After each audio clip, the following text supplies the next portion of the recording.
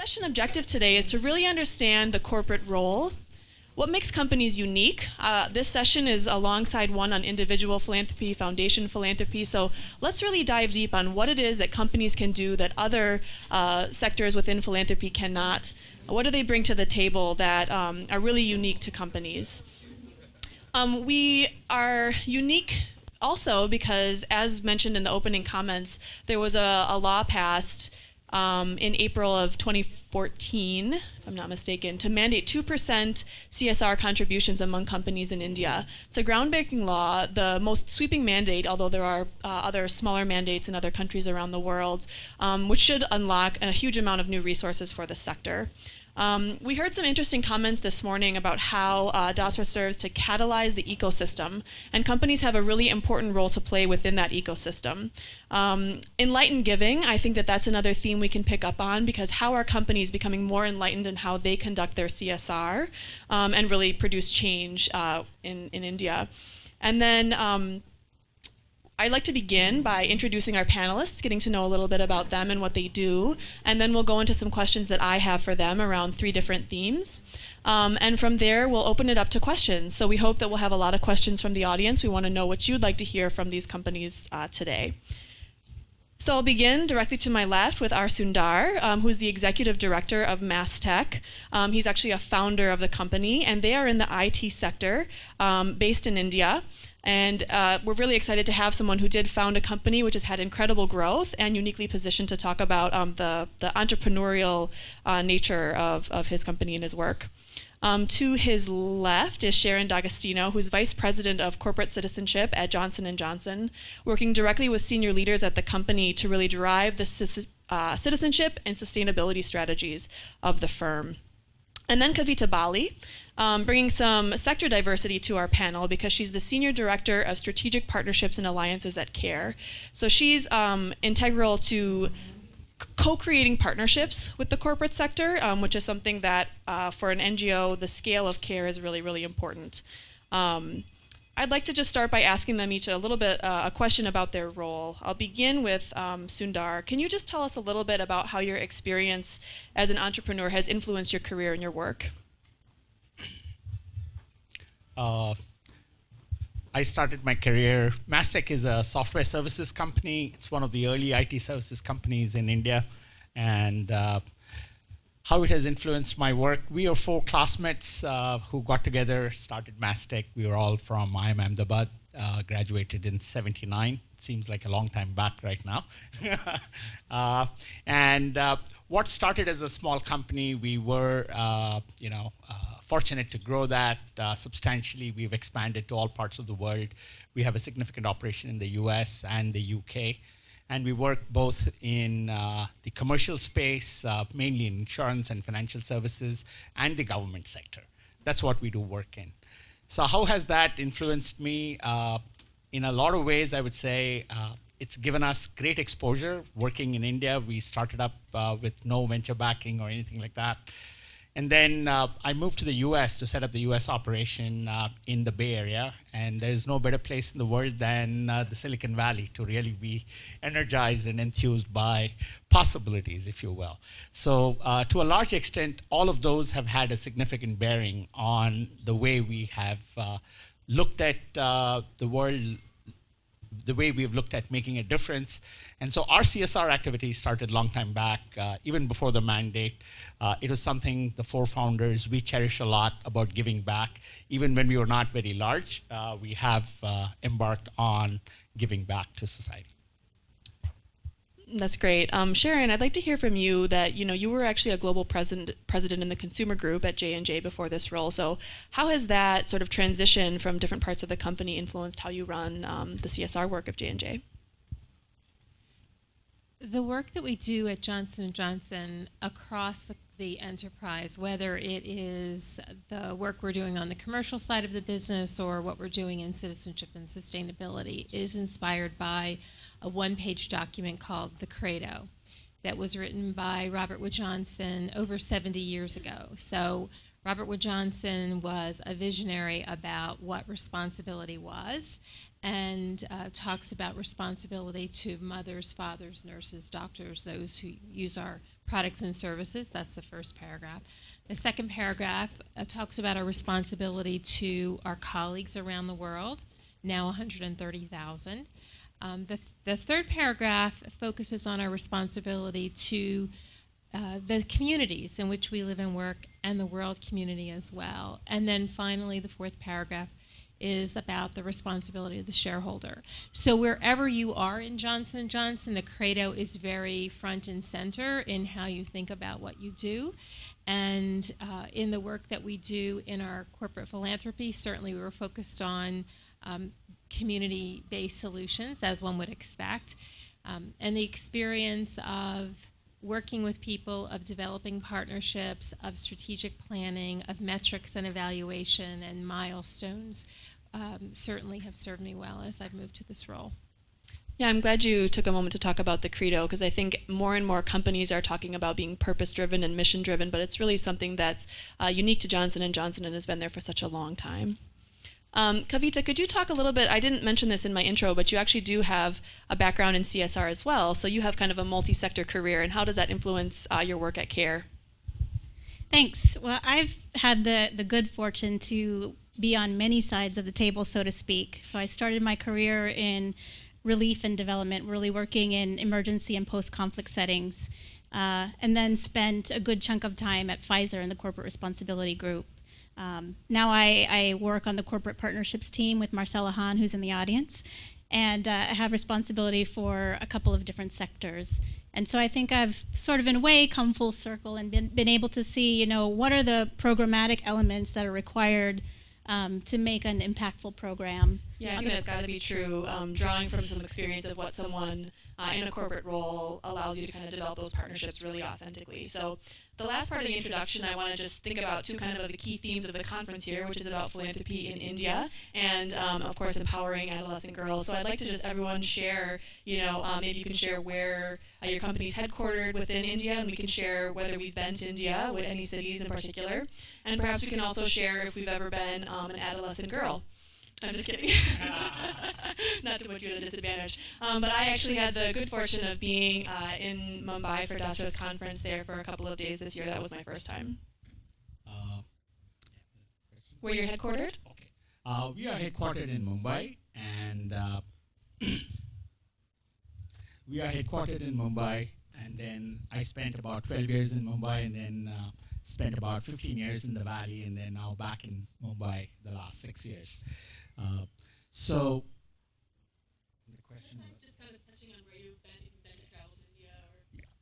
So I have been associated with a fair number of, besides the CSR activity at Mastek, I help NGOs in my own capacity by giving time. So I come across a lot of good organizations, a lot of NGOs at the ground level who are working and trying to build up scale. I have colleagues who are based in a number of sites throughout India. I've had the good fortune of traveling to India several times, and the most moving experience I had in having a conversation with an adolescent girl was in a program visit with Elizabeth Glazier Pediatric AIDS Foundation, and it was a young pregnant mom who was being counseled to ensure that that she stayed healthy and that her baby was born HIV negative. So I am of Indian origin, and most of my family still lives in India. So I started going there as a child, and I think it has profoundly influenced my career decisions. Just in talking about girls, when I was a young girl, I was staying with my grandfather, and he had a woman who was helping in his house who had 2 daughters, and both of them were home during the day. And I questioned that. I said, shouldn't they be in school? My grandfather explained to me that they might not have the same opportunities, or that their mother might not want them to go because they need to help in the home. My grandfather also ran a home for mentally and physically disabled children and adults. And so I think all of those experiences influenced sort of the way I think about the world. But particularly having, peers of my age who had a very different life experience, I think profoundly influenced the career path I chose. That's excellent. So I'll just try to project so we don't have to pass mics, if that's okay with everybody in the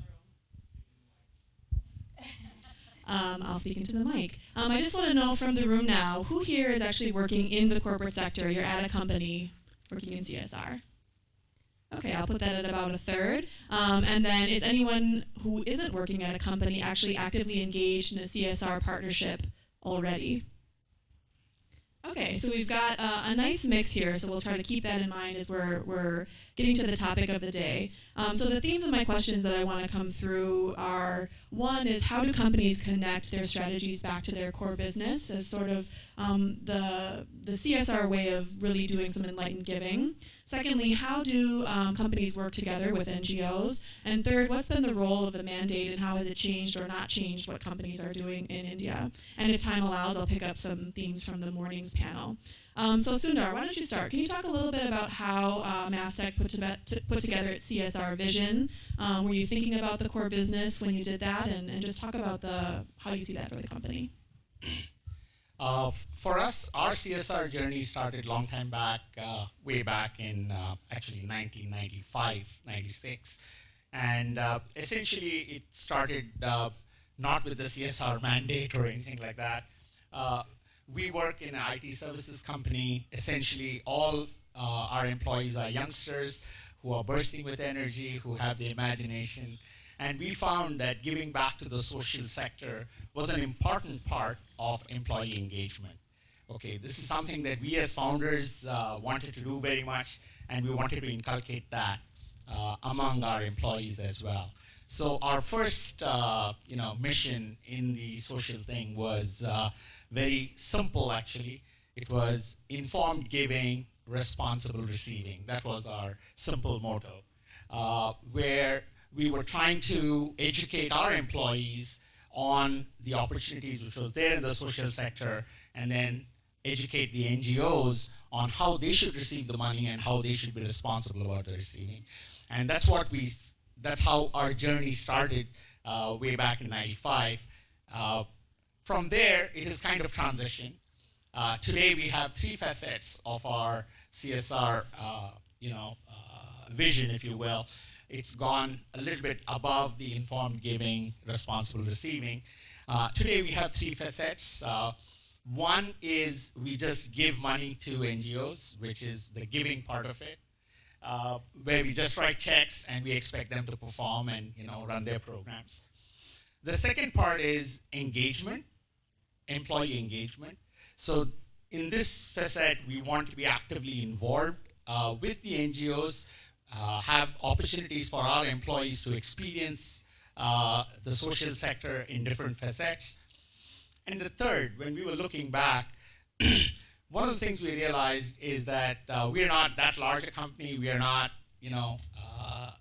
we do well. We are about $200 million in annual revenues.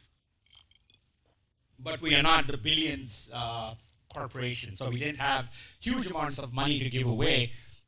So one of the things that we focused on was transforming NGOs through IT.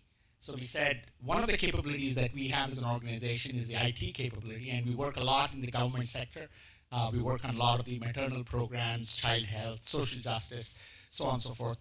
And what we felt is that we need to bring that capability to the NGO sector, those NGOs that were looking to scale, that were looking to move to the next level. We wanted to provide them our services free of cost, pro bono, with teams from the company.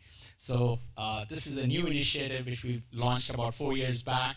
And I'm happy to say that many of the organizations here, by coincidence, Sneha, we work with Sneha on some of their IT initiatives.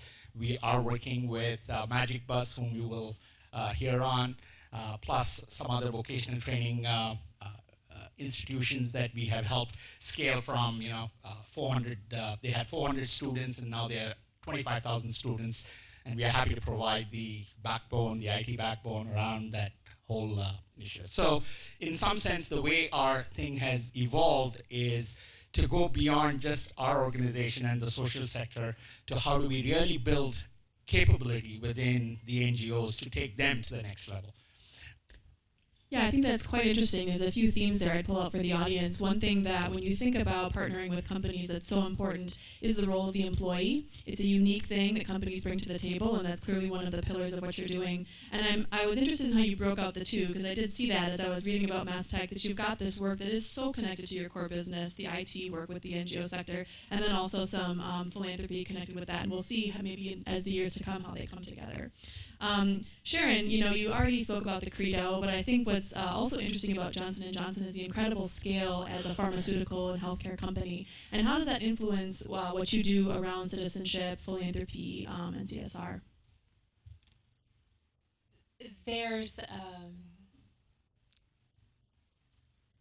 I guess the best way to start that is that I can speak from a perspective of what we do with a corporate lens, but there's a regional and local lens as well. And so when we think about what we're doing in the space of strategic philanthropy, it's all three lenses that are really important. And whether we're working at a corporate level, our regional level, or if our colleagues at operating companies around the world are deciding what they're doing, we operate around a strategic plan, which isn't surprising given the focus that one would have.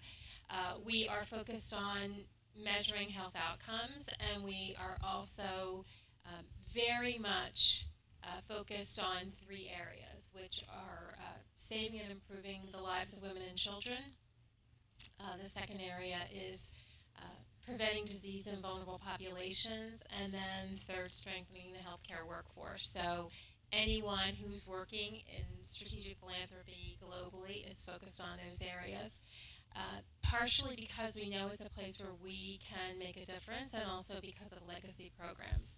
I think the point to add is that in addition to employee engagement, which Sundar has highlighted and is very important, in many private sector organizations, product donation can also play a role in addition to cash. And we like to stress the word partnership because we know that strategic philanthropy has moved well beyond check writing. It is really about partnerships and understanding at a local level what we can do together to have improved outcomes. I think that's so true, and I think that one thing that's always impressed me about Johnson & Johnson's work is that you can take on really complex issues and find complex solutions, probably related to the scale and the breadth of expertise that the company has. And the end of your comment actually is an excellent transition to speak to Kavita, who can talk about corporate partnerships. Specifically, we spoke about you coming to this panel because of CARE's work with Cargill, but you can go beyond that as you see fit to how does CARE think about its vision about partnering together with companies? I think CARE's been around since 1945, so we're one of the dinosaurs, so to speak. But I think we've done a lot to innovate our model, where we started out with a traditionally relief model. We've evolved to spin off a social enterprise unit and think about different ways to empower communities to help themselves, really. And I think that, the work that we've done with Cargill is kind of indicative of that. We've had a partnership with Cargill for more than 50 years, believe it or not. And, it did start off with delivering those care packages after World War II, which I think few people probably know. Really, I think where it became catalytic was after the earthquake in Gujarat in the early 2000s. Cargill had a plant there, and they really wanted to be able to respond to the communities in which they were working at the time. And so through that process of partnering with the disaster there, we really uncovered some other areas collectively, again, the idea of co-creation where we can really serve those communities. And so out of that, we really started to look more at the business model of Cargill and what expertise they could bring. So we're working now with smallholder farmers to really help them create a marketplace where they can be linked to the companies that need their services. We've also done a lot of work in the dairy value chain, So working with women who may have 1 or 2 cows, and really helping them improve both the quality and the yield of their milk. And I think our last evaluation showed that, those women that we're working with realized a 200% increase in their income.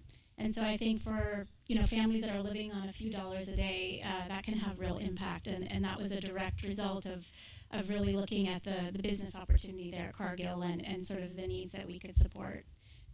We're also helping to, I think Cargill recognized in that work that there was another generation of young girls and boys who were coming up who didn't have the type of access to education that they would need to be viable employees in the next generation. And so Cargill has also supported some fantastic work we're doing with girls in particular who did not have the opportunity to go to school at the primary level. So we're kind of accelerating their learning to help them get ready for secondary school. Well, you've definitely got some measurable outcomes there, which we heard from the first panel and from funders from all sectors, that really is what can drive additional resources coming to the table. I'd like to stay with you just for a second to pick up on this couple factors we talked about that are unique to companies around the access to employees, the access to pro bono, the access to product, and what does that look like when you're trying to design these partnerships from the NGO perspective? Well, we're also learning as we go, and we're doing a lot of work in sort of innovating around the corporate partnership model. So I think before, where was more straightforward cash donation and sort of we as care were the experts to really decide what was needed in the communities, we're working more collaboratively. And I'd just like to mention one recent partnership where we tried something a bit new. So we were talking with GE recently, and we have, a lot of processes within care because we're a big organization that could use some streamlining, operational streamlining. And so we asked them if we could engage some of their quality leads to really look at what does our grant making process look like? Where are there delays that we could sort of streamline? And so we had 2 quality leads come and spend a week at CARE and really look at that process, help us eliminate the waste, as they call it, and reduce the cycle time that it takes. And I think that's not only going to serve GE, but all of our other partners with whom we have grants to really get that money out to the communities who need it faster. So. Sundar, you're nodding. Are you interested to share a similar experience in your work partnering with NGOs? Actually, when we created the transforming NGOs through IT, it was somewhat similar to what Kavita mentioned. One of the things we realized is that NGOs tend to be of different types and capabilities and shapes. And originally, our big passion was let us scale all NGOs. All NGOs should scale. They should become large. They should, if they're doing good, doing more good is better. So how can we help them do more good? And so that was the missionary fervor with which we started our activities when we looked at transforming NGOs through IT. So we would meet an NGO, we'd tell them, okay, what are your plans next 3 years? How are you going to scale, going to move from? And then we slowly realized that that is not right, okay? Because there are some NGOs that are doing excellent work and they have no intention to scale, and we should not force this on them. But at the same time, we realized that there were some NGOs who had the drive, who had the vision to scale, but did not have the capability, which was alluded to in the earlier session. So one of the NGOs that we landed up with at that time was a vocational training NGO called KESWA, which is again a pretty successful NGO in India. And they had this grand plan about using IT. And they had got money from another corporate foundation running into a few crores, and the program had stalled. They were trying to build something. It was completely broken, and so much so that the NGO was scared of using IT ever again. Okay, they were like, okay, this will not work for us. We don't have that many talented people, so how will you? So when we went in, we said, the first thing that you need to do, so we gave them very practical advice till the NGO nominated one person from their senior team into this IT program. We said, we are not doing anything with you. All our services are free, but till you have your core team in place, we will not engage with you. We will not intervene. And then we started the IT intervention. We helped them in designing the systems, rolling out the program. getting funding for the program, again, through other corporate partners. So we help them present to other. Recently, we're working with Magic Bus. We are helping them get money from Vodafone Foundation for the IT program. But with us overlooking the program and us providing that expertise, it helps Vodafone also, assure that the program is successful. So the point I'm making is it finally comes down to partnerships, and what we are finding more and more is we have 6-way partnerships nowadays. Okay, in some cases there are other foundations who are supplying, marketing skills, strategic planning skills. We supply the IT skills, and therefore combined we make that work. Yeah, I think that sounds like an excellent example of collaboration, and more partners adds complexity without a doubt, but leads to more effective solutions when that can happen. Another thing you touched on is kind of the diversity of the NGO sector, and picking up on that theme, I'd like to move back to you, Sharon, to talk about a company with great scale, but you have a dedication to making sure that the solutions are local. And if you could just talk a little bit about, how you take a program which might have been developed at headquarters and think globally. Maybe there's an example specific to India you could share.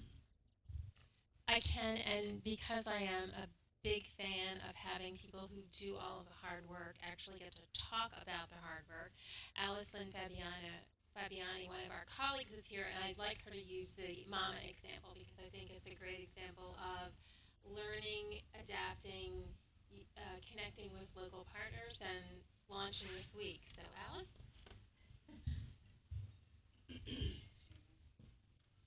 Hi, everyone. I hope you don't mind me jumping into the panel from over here. My name is Alice. I work under Sharon in our corporate giving group, and have had the pleasure of really getting to know the DASTRA team on the ground over the past year or two, and learning a lot from them on the way in which they use their local network and the local context to really adapt programs in a way which serves the communities in which they're living in.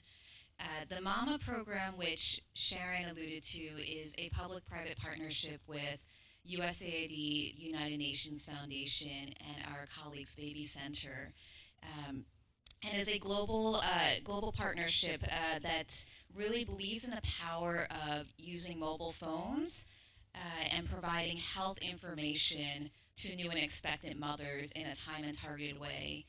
The work had originally launched in Bangladesh now 3 years ago, and has reached 2 million women and children there. And then went to South Africa with another set of local partners. And I'm very excited that this Thursday I'll be going to India to launch the work in Mumbai. And it's really a culmination of taking the best that you can from a global practice, but then really looking at the local context on the ground. We're partnering with DASTRA and then a local NGO called Arman, who's founded by a wonderful doctor in Mumbai, who will partner with the local governments and the municipal hospitals to get 1 million women on this targeted services. The first place we'll be in is Mumbai, and right now it's already been piloted with about 2,000 women in Dharavi, and the hope is to really scale it up through more partners in a way in which both adapts to the local context and also scales across the various states within India. I think it's just such an excellent example to share because it's something that CECP is often advising companies when they take their programs global, that they really need to understand local context, find local partners, but that's often a challenge for companies to do, and this is an example of it sounding like going very well and something that will have a lot of impact because of the network you're building locally. I'd like to transition to another topic, one that's kind of on everyone's minds, which is the law, the change, the 2% mandate. And Sundar, I think you're really well positioned to speak to it, both at Mastek, and maybe you can even give us a perspective of what you see happening among other corporates. I think talking about Mastek, the rule of 2% mandate came in being just some time back. So there's some good news and bad news about the 2% as far as Mastek is concerned. We discovered that a lot of the activities that we do within our CSR or a foundation activity does not qualify under the 2%. So that was bad news. But we were doing those activities because we wanted to give back, not because of the mandate. So we are continuing and strengthening those programs. So it doesn't really matter. The law is evolving. So a lot of the things that are not included today will get included. So it doesn't bother us that it is not included, because we're doing CSR because we wanted to do it, not because it is mandated to do.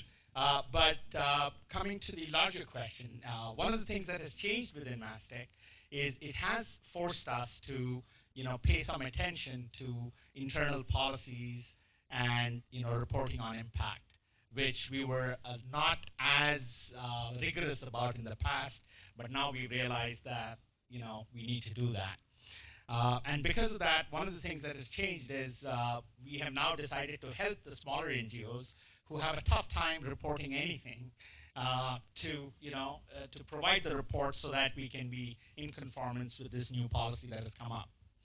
So from a Mastek side, there's been a little bit of learning, but my urging to all the corporates is that whatever be your CSR policy, the 2% doesn't matter. As long as if you're doing good work and helping the social sector, please continue that work. It doesn't matter. From a larger perspective, when we look at other corporates in India, there are a number of figures that are being thrown around. People are saying this should release about 25,000 crores into the social sector. Now, my perspective and our perspective on that is as follows. 25,000 crores is a hell of a lot of money, really a lot of money coming into the social sector. And the social sector in India is not mature enough to absorb that kind of funding, okay? Because the number of NGOs that would have the capacity to even take 10 crores of funds would be very few NGOs are of that scale to be able to absorb that kind of money. So one of the side effects of this policy, which is a disturbing side effect, if I may say so, is that most of the corporates are trying to do CSR themselves, okay? Now, my personal belief is that corporates are very good at what they do, but they are not the most competent people to run, let us say, a child health program or a maternal health program or education or any of that. Because imagine a pharma company trying to suddenly get into education. If they are in their sector, it's okay. But a lot of people, because they have to give away large sums of money and NGOs are not of that scale, what they are trying to do is they are trying to take control of the programs and do the programs themselves.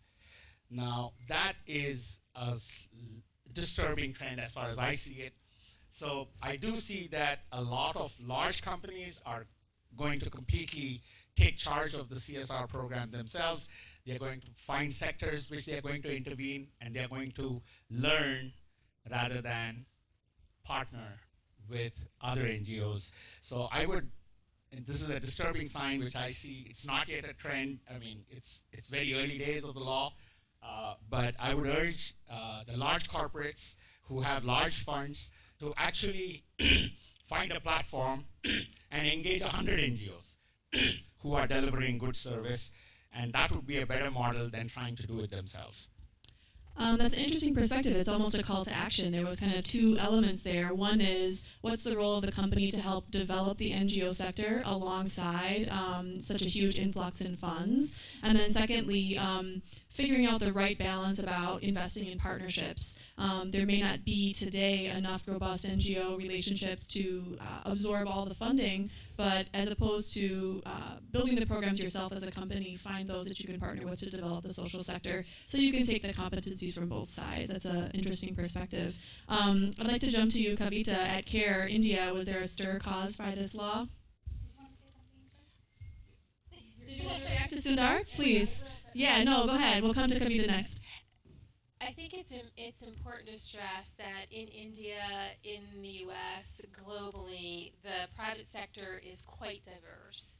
And so while, yes, I'm sure there are situations like the one that Sundar described, there are also many private sector players, including Johnson & Johnson, that have strong community-based partnerships with organizations like Pratham that was was mentioned this morning, and those partnerships will continue to grow and flourish.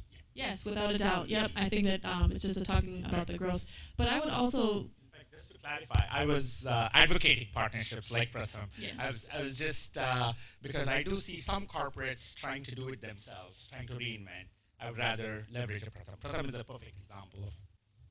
And actually, while you're speaking, Sharon, maybe we can talk, because CECP has certainly heard for some companies that this is a quadrupling of their giving budget in India, but that's not the case for every company. And maybe you can talk about the fact that in some cases the mandate might not affect what a company is already doing, and perhaps the neonatal programs of Johnson & Johnson might be a good example for that. Our colleagues in India have an India Contributions Committee. So they have a long-standing leadership team of business colleagues who have been focused on the outreach and the responsibility to the community that we talked about in our credo. We also, at a corporate level, have programs that we want to help bring to scale. And neonatal resuscitation, as you referenced, so 1 in 10 babies anywhere in the globe that is born doesn't reflexively take that first breath of life. And for anyone who's born probably close to this particular location, someone will know immediately what to do. But in low resource settings, that's not always the case. And so we have a decade's worth of work in China in training on neonatal resuscitation, and as part of the Every Newborn Action Plan, we've committed to expand work that was already happening in India with local NGOs and the India Association of Pediatrics to train in neonatal resuscitation, and that is scaling now. And I think it's another great example, as we said, with the MAMA program, of finding local partners, using things that have worked in other places, the learnings from other places, and making them go deeper. So that's excellent. And then we'll go back to Kavita now, talking about what stir the mandate might have caused within CARE and CARE India. We are getting a few more phone calls these days, which is good news, because I think this law is not going to change anything materially for big companies who are already doing great work. But I think sort of the next tier down, a lot of folks are scrambling to figure out what this means for their company, their bottom line, and really how they can create the best impact for communities that they will need to or aim to help. And so I think as CARE, as one of the largest NGOs possibly in India, we and others have a responsibility to help other local organizations understand what that law means, many of whom we already partner with. And so I think we're going to have to dedicate some time to working through that together.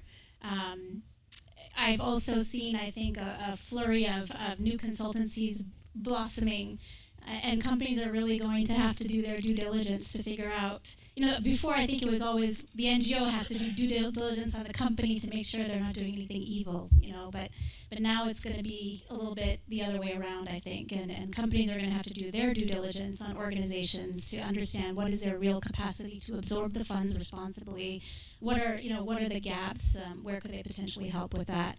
And I do think the law will evolve as people become more familiar with CSR, much the way it has. Maybe the law hasn't evolved much in the United States, but I think the practice has. And so, where I think things will begin to be funded with traditional interventions, perhaps, or basic ones like water and sanitation, I think, that could be a way to engage companies in thinking about this more, how they can use their philanthropic capital as risk capital, and evolve the way things have much the way they have evolved in sort of Europe and the U.S. I think you're right. I think 3 years from now we'll be speaking about this mandate in a much different way as it's carried out by companies and they really take the lead on how they want to implement it. I think you bring up another good point that we hear, which is that with this law there has been a pop-up of a lot of smaller CSR consultancies, so it's something to definitely be really careful about when you're looking for someone to advise you on where funds can go. And there's a lot of really reputable large NGOs and other partners who've been there for a long time that can give you the right direction when developing a CSR strategy. So before we run out of time, we'd love to hear if there's questions, comments, places where you'd like any of our panelists to go deeper. I don't know if there's a mic in the room to share. Would anyone like to ask a question?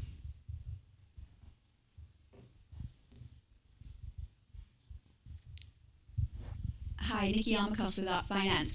I was really interested to hear about what you found out you weren't allowed to fund that you had been funding that was part of your CSR portfolio, and what you think will change in the next couple of years that will allow you to fund that through the 2% mandate.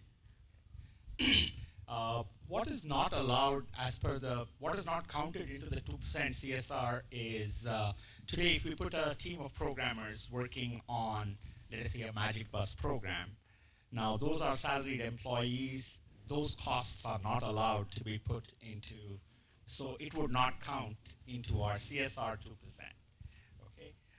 Because that is, again, it comes back to this basic thing which was alluded to in the morning session, that people want to see money going to the program and not for capability building, okay, or for administrative costs. And this counts, IT counts as overhead. So to that extent, so most of our core work, which we were doing, is not included in the 2% CSR, but we didn't start it because of that. I mean, we were doing it irrespective, so it really doesn't matter. But we do think that the law will change over a period of time. From the time the law has been announced, more and more sectors, more and more items have been included. So it is also evolving. It's right in the first year. So I'm pretty sure that not being mentioned should not take away from doing that activity. And I'll just add that the reference point, if anybody wanted to look and see what was listed as included, is called Schedule 7 as part of the law that will list all the causes that were originally released. And I believe there was a recent release by the government stating that can be interpreted liberally, which is kind of opening the door to look at that in a new way and expand. In fact, that's a very good, that is getting constantly revised. So sectors and programs that were not there have been included, and they are a little more broader in their definition as well. So. Other questions from the audience? Thank you so much to all the panelists. I have a question about the 2% that's intriguing. Deval started this morning by saying it was really like a drop in the bucket. And sometimes when there is an incentive for corporates to do philanthropy like this, it sort of impedes actually and sometimes lessens philanthropy in some sort of bizarre way, because then you do the 2%. And it's sort of a little bit like doing pro bono work as an attorney. You know, you do the minimum happens, but maybe not. Maybe it's an incentive for greater. Do you see any sort of, what do you think about that? Okay. Now, one of the things that happens on the 2%, while they have provided 2%, the simplest way in which you can be compliant as a large corporation without doing any activity is to write the check to the Prime Minister Relief Fund or the Chief Minister Relief Fund. So that's the simplest. That is, so if you really are not serious about doing anything in the social sector, just write a check and you're compliant, and then get on with your business as usual. Okay, so that is the simplistic way in which people could interpret that. But the key thing that is changing is that people are looking at larger sums of money.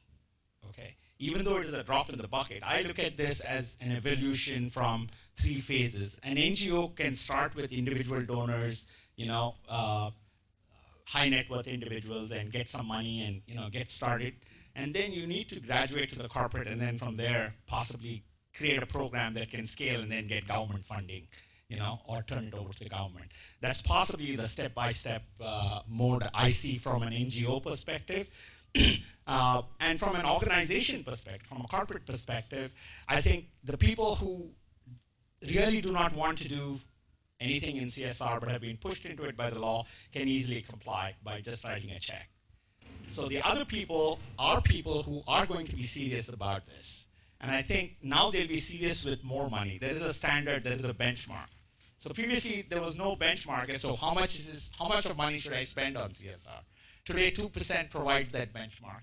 And that suddenly forces people to think differently, think more engaged with the social sector. So I think it's all going to be good. It's still a drop in the bucket. I don't disagree with that. But it's a change for good. I think it's an interesting question, and not knowing how to predict the future, I would say that One of the things that we certainly observe with organizations that are new to strategic philanthropy, at least, is when they start to see outcomes, they get excited by the outcome and are willing to invest. So I think the flip side of your question could be that as there are demonstrated benefits, the scale could actually increase, which would certainly be my hope. Yeah, I'll just add that I think from CCP's perspective, advising companies, that if there are companies who are just looking to check a box, they probably wouldn't have done strategic programs anyway.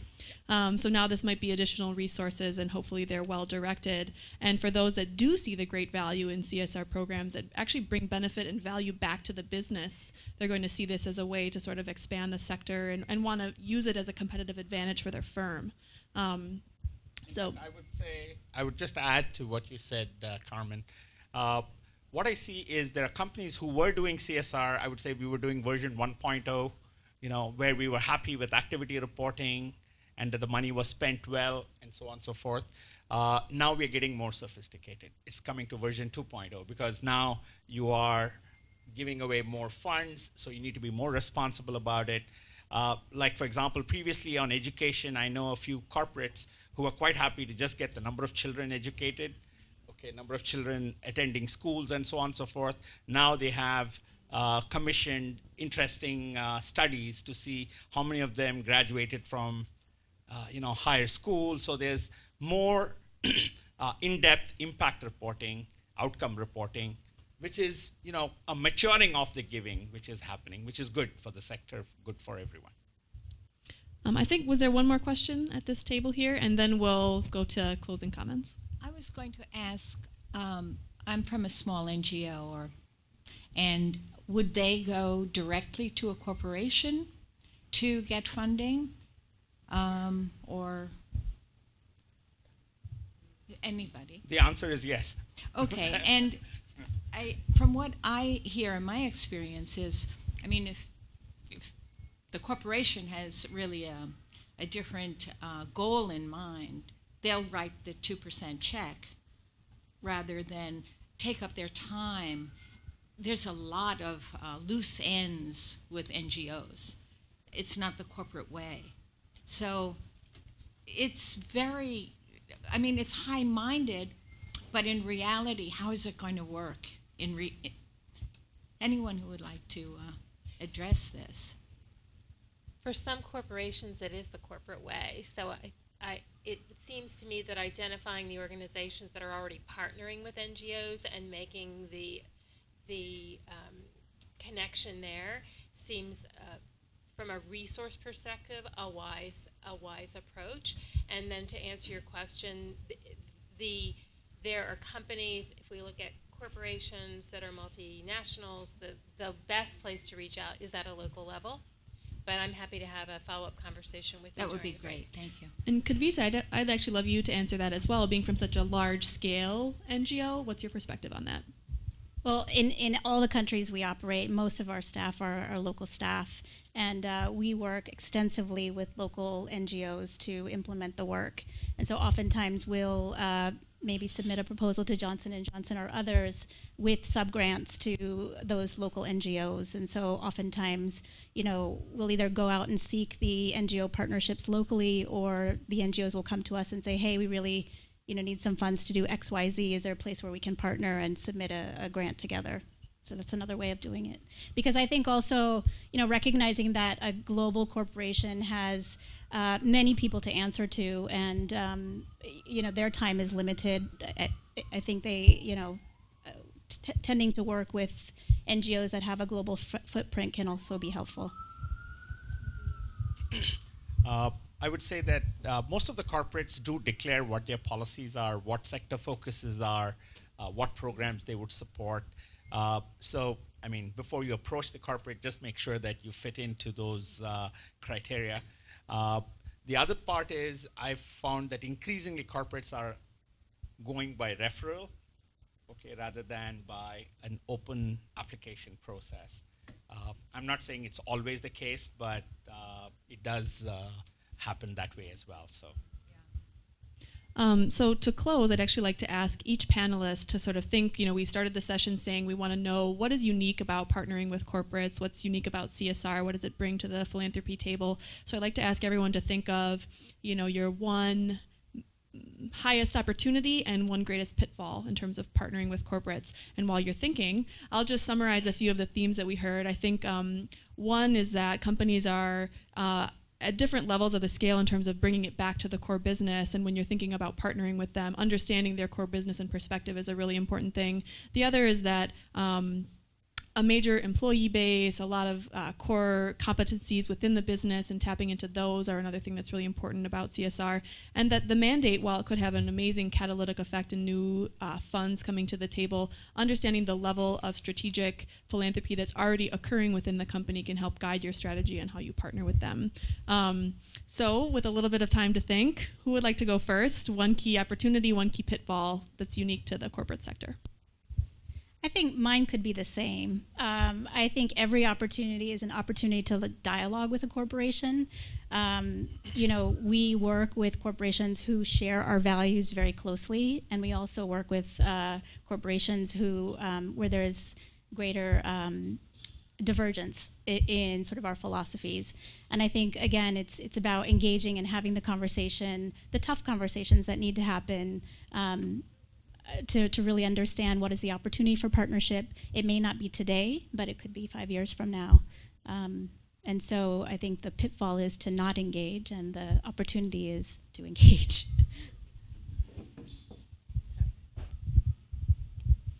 I echo Kavita's comments and would stress that the advantage and the opportunity are exactly the same as the challenge and the disadvantage, and that is partnerships are really very time-consuming. I have said they are both exhilarating and exhausting. So understanding when you walk into a partnership with anyone, a corporate, an NGO, a government, that you will dramatically under-forecast the amount of time that it will take for the partnership to evolve. And we have always dramatically under-forecasted the amount of just human energy that is required to make the partnership work. In fact, I would agree with you. So one of the things that we try to do within the Mastek program is, we understand there are different kinds of NGOs. For NGOs, some NGOs are looking just for a donor. Write a check, don't bother me, I'll give you some reports, okay? And they're not really looking for this as a long-term partnership or expecting too much other than money from the corporate, which is why we have our give section, But we limit the amount of give that we give under that bucket, okay? So, but many corporations don't. They want to be engaged in a partnership, okay? And therefore, if a corporate, like for example, our IT initiative, we are expecting a partnership. We are not expecting to write a check for IT for the corporate. And partnerships, like Sharon was mentioning, are very exhausting. It requires a lot of work from both the partners. We are willing to do our work pro bono, do it free of cost, and we will engage because we want to see that all our efforts are successful. We want to make sure that the program is successful. So we'll work on a few programs and make it successful rather than engage in thousands of them. So the opportunity is, it seems like a great opportunity, but be clear what the corporate is looking for and align your program, because not all corporates are right for all NGOs. So smart partnerships across the board. And let's thank our panelists.